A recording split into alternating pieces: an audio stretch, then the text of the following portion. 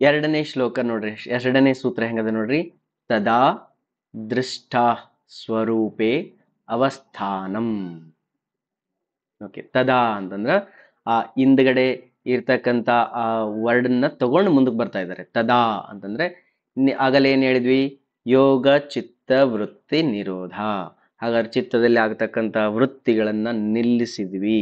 ನಿಲ್ಲಿಸಿದ ಮೇಲೆ ತದಾ, ದೆನ್ ಅಂದ್ರೆ ಆಮೇಲೆ, ತದಾ ದೃಷ್ಟಾ ಸ್ವರೂಪೇ ಅವಸ್ಥಾನಂ ಅಂದ್ರ ನಾವು ಸಾಕ್ಷಿ ದೃಷ್ಟಿಯಲ್ಲಿ ಇದ್ದು ಬಿಡ್ತೀವಿ. ದೃಷ್ಟಾ ಸ್ವರೂಪೇ ಅಂತಂದ್ರೆ ಕೇವಲ ನೋಡುವವನು. ಹಾಗಾದ್ರ ಆ ಚಿತ್ತ ವೃತ್ತಿ ಏನಿದ್ವಲ್ಲ, ಆ ವೃತ್ತಿ ಏನ್ ನಿಂತಿತ್ತಲ್ಲ, ಹಾಗಾದ್ರ ಅದು ಫ್ಲಕ್ಚುಯೇಷನ್ ಆಗಿದ್ದನ್ನು ನೀನೇ ನೋಡಿದಿ, ಅದು ನಿಂತಿದ್ದನ್ನು ಈಗ ನೀನೇ ನೋಡ್ತಾ ಇದ್ದಿ. ಹಾಗಾದ್ರೆ ನೀ ಏನ್ ಅಚೀವ್ ಮಾಡಿದಿ ಅಂದ್ರೆ ದೃಷ್ಟಾ ಸ್ವರೂಪೇ, ದೃಷ್ಟಾ ಸ್ವರೂಪವನ್ನ ನೀನು ಅಚೀವ್ ಮಾಡ್ತಿ. ಯಾವಾಗ ಚಿತ್ತ ವೃತ್ತಿ ನಿಂತ ಮೇಲೆ ನೀನು ದೃಷ್ಟಾ ಸ್ವರೂಪವನ್ನ ಅಚೀವ್ ಮಾಡ್ತಿದ್ದಿ. ಆ ದೃಷ್ಟಾ ಸ್ವರೂಪನೇ ಅದು ನಿನ್ನ ಅವಸ್ಥಾನಂ. ನಿನ್ನ ಸ್ವಂತ ಸ್ವರೂಪನೂ ಕೂಡ ಏನಾಗಿದೆ, ದೃಷ್ಟಾ ಸ್ವರೂಪ.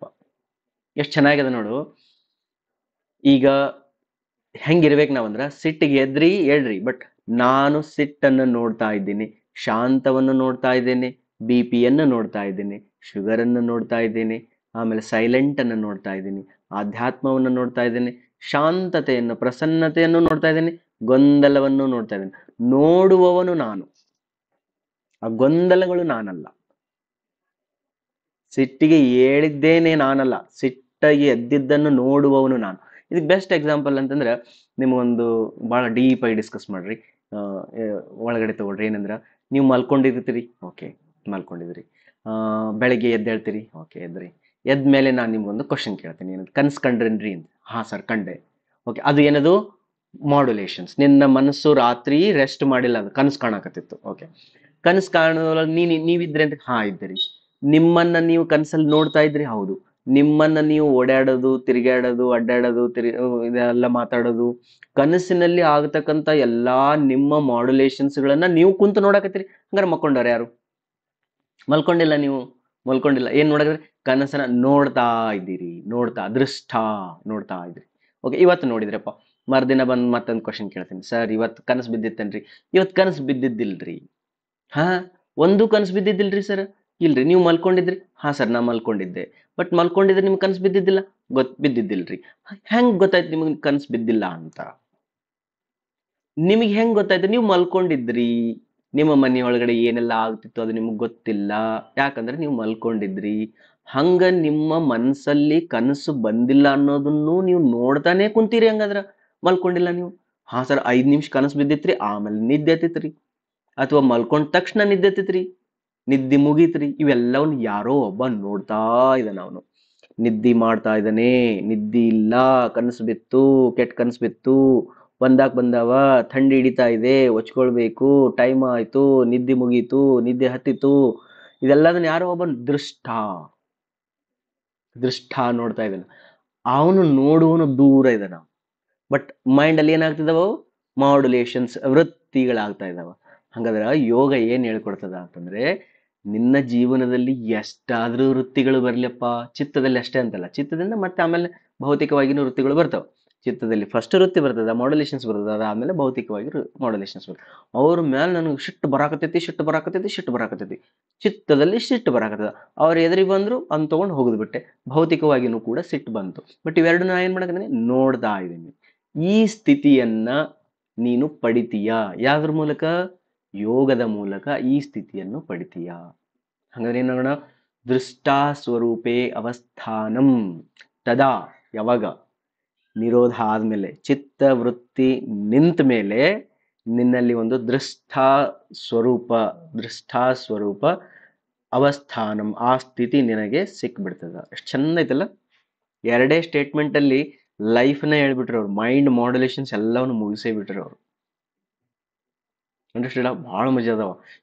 ಇನ್ನೂ ಹೋಗ್ಬೇಕು ನಾವು. 196 195 ಸೂತ್ರಗಳನ್ನು ನೋಡ್ಬೇಕು. ಬರೀ 3 ಸೂತ್ರಗಳಾದ ಈಗ. ಅದಕ್ಕೆ ಅವ್ರು ಹೇಳಿದ್ರು ಯೋಗಾನುಶಾಸನಂ. From now onwards I will take yoga ಯಾವುದು ಸೆಲ್ಫ್ ಡಿಸಿಪ್ಲಿನ್, ನನ್ನ ಸ್ವಂತ ಅನುಶಾಸನ. ಅದರಲ್ಲಿ ಏನು ಬಂತು ಫಸ್ಟ್? ಚಿತ್ತವೃತ್ತಿ ನಿರೋಧ. ತದಾ ದೃಷ್ಟ ಸ್ವರೂಪೇ ಅವಸ್ಥಾನಂ. ಈ ರೀತಿ ಮಾಡೋದ್ರಿಂದ ನಿನಗೆ ದೃಷ್ಟ ಸ್ವರೂಪ, ಸಾಕ್ಷಿ ಸ್ವರೂಪ, ಅಬ್ಸರ್ವೇಷನ್ ಸ್ವರೂಪ, ಅಬ್ಸರ್ವರ್ ಆಗೋದು, ಸಿಯರ್ ಆಗೋದು ನೀನಾಗ್ತೀಯ. ರೈಟಾ? ಭಾಳ ಮಜಾ ಅದ ನೋಡ್ರಿ. ಎರಡು ಇನ್ನೊಂದು ಸ್ವಲ್ಪ ಎಕ್ಸಾಂಪಲ್ಸ್ ಕೇಳ್ತೀನಿ. ಓಕೆ, ಕೊಡ್ತಾ ಇದ್ದೀನಿ. ಡ್ಯಾನ್ಸ್ ಮಾಡ್ತಾ ಇದ್ದಾನೆ, ನೀನು ನೋಡ್ತಾ ಇದೀಯ. ಡ್ಯಾನ್ಸ್ ಮಾಡುವವನು ಅಲ್ಲಿ ಸ್ಟೇಜ್ ಮೇಲೆ ಕುಣಿತಾ ಇದ್ದಾನೆ, ಅವನ ಎಲ್ಲಾ ಸ್ಟೆಪ್ಸ್ಗಳನ್ನ ನೀನು ನೋಡ್ಬೇಕಂದ್ರೆ ನೀನ್ ಕುಂತ್ಕೊಳ್ಬೇಕು. ಕೆಲವೊಮ್ಮೆ ನಾವು ಫಂಕ್ಷನ್ಸ್ ಹೋದಾಗ ಏನಂತ ಹೇಳ್ರಿ, ಫಂಕ್ಷನ್ಸ್ನ ಕುಂತ್ಕೊಂಡು ನೋಡುವವರು ಏನಂತಾರ, ನೀವೆಲ್ಲ ಕುಣಿದಾಡ್ತೀರಿ, ಸ್ಟೇಜ್ ಮೇಲೆ ಇರ್ತೀರಿ, ನಾವು ಆರಾಮ್ ಕುಂತ್ ಎಲ್ಲಾರು ನೋಡ್ತೀವಿ. ಬಟ್ ಪಾರ್ಟಿಸಿಪೇಟ್ ಮಾಡೋರು ಏನಂತಾರ, ನಾವು ಪಾರ್ಟಿಸಿಪೇಟ್ ಮಾಡರಿ, ಯಾರೂ ನೋಡಕ್ ಆಗಂಗಿಲ್ಲ, ಏನಿಲ್ಲ, ಯಾರು ಏನ್ ಮಾಡಾಕತ್ತಾರ, ಯಾರು ಡ್ಯಾನ್ಸ್ ಚಂದ ಮಾಡಾಕತ್ತಾರ, ಯಾರು ನಾಟಕ ಸರಿ ಮಾಡಾಕತ್ತಾರ, ಯಾವ ನೋಡಕ್ ಆಗಂಗಿಲ್ರಿ, ಬಿಕಾಸ್ ನಾವು ಪಾರ್ಟಿಸಿಪೇಟ್ ಮಾಡಾಕತ್ತೀವಿ. ಈ ಎರಡನ್ನೂ ಅರ್ಥ ಮಾಡ್ಕೊಳ್ರಿ.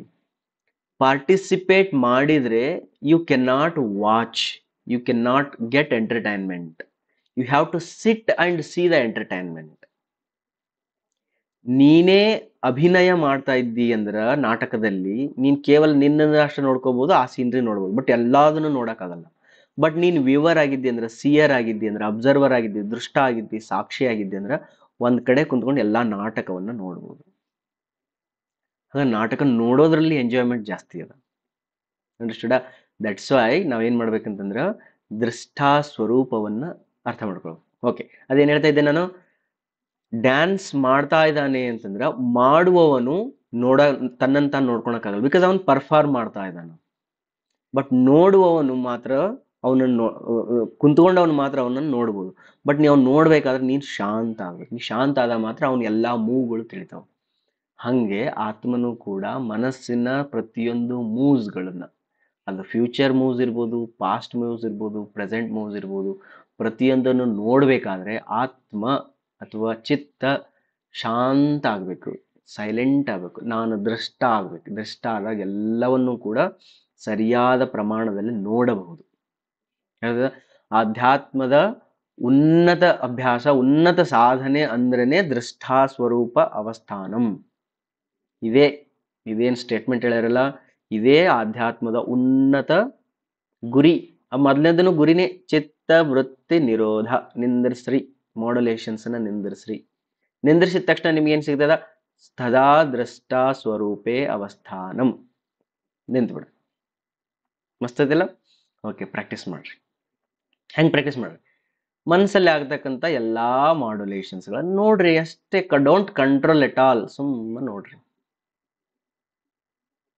ಏನ್ ಮಾಡಕತ್ತೈತಿ ಈಗ, ಎಲ್ಲಿ ಹೊಂಟದ, ಯಾರನ್ನ ಕರಿತದ, ಯಾರನ್ನ ನೆನಪು ಮಾಡ್ಕೊಳಕತ್ತದ, ಯಾವ ಭಾವನೆಗಳು ಬಂದವು, ಯಾವ ಫೀಲಿಂಗ್ಸ್ಗಳು ಬಂದವು, ಬಾಡಿಯಲ್ಲಿ ಏನಾಗ್ತದ, ಸೆನ್ಸೇಷನ್ಸ್ ಹೆಂಗಾಗ್ತದವ, ಗಾಳಿ ಬೆಳಕು ಹೆಂಗ್ ಬರ್ತಾ ಇದೆ, ಅದನ್ನ ಅನುಭವಿಸ್ರಿ. ಜಸ್ಟ್ ನೋಡ್ತಾ ಇರಿ. ಇದನ್ನ ಅಭ್ಯಾಸ ಮಾಡು, ಇದು ಪ್ರಾಕ್ಟೀಸ್ ಮಾಡು. ಕಣ್ಣು ಮುಚ್ಚಿ ಪ್ರಾಕ್ಟೀಸ್ ಮಾಡಿದಾಗ ಕಣ್ಣು ತೆಗೆದಾಗೂ ಅದೇ ಪ್ರಾಕ್ಟೀಸ್ ಹೊರಗೆ ಬರ್ತದ. ಅರ್ಥಾಯ್ತಲ್ಲ? ದ್ರಷ್ಟಾ ಸ್ವರೂಪ ಬಹಳ ಬಹಳ ಇಂಪಾರ್ಟೆಂಟ್. ಜೀವನದಲ್ಲಿ ಯಾವುದನ್ನು ಕೂಡ ಕಂಟ್ರೋಲ್ ಮಾಡ್ಲಿಕ್ಕೆ ಹೋಗ್ರಿ. ನಿಯಂತ್ರಣ ತದಾ ನಿಯಂತ್ರಣ ಸ್ವರೂಪೇ ಅವಸ್ಥಾನಂ ಹೇಳಿಲ್ಲ ಅವರು. ತದಾ ದ್ರಷ್ಟಾ ಸ್ವರೂಪೇ ಅವಸ್ಥಾನ. ಬಹಳದ ಇದ್ರ ಬಗ್ಗೆ ಹೇಳ್ಬೇಕಾದ್ರೆ ಇಷ್ಟು ಸಾಕು.